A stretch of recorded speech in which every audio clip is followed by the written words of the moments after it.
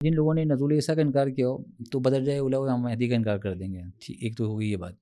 دوسری بات میں آپ کو عرض کروں گا کہ امام مہدی کے حوالے سے ہمارے تصورات اصل میں کافی غلط سلط ہیں. اچھا ایک تو میں کہوں گا اہل تشیع کا جو امام مہدی ہے اس کا تصور بالکل مختلف ہے. جی وہ تو ہے، وہ ہمارے تصور وہ مہدی تو سے نہیں بالکل ہے، میل بالکل کھاتا ایسی، ہے. بالکل ایسی. اچھا ہمارے یہاں مہدی کے حوالے سے ضعیف روایات بہت زیادہ ہیں اور بعض دفعہ بالکل موضوع روایات بھی ہیں.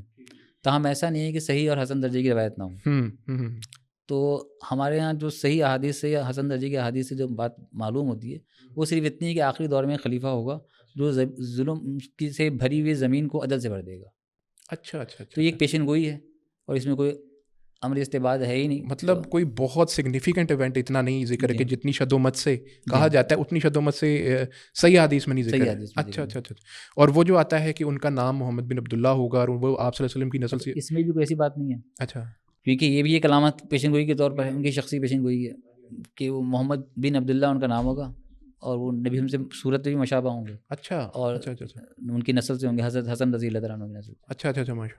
تو یہ جو سنن نبی داؤد کے حدیث میں، اچھا یہ سنن نبی داؤد میں، تو ان کی جو پہچان ہے مسلمانوں میں وہ کس طرح سے ہوگی؟ وہ بھی کوئی خاص اس کا میکینزم بتایا گیا حدیث میں؟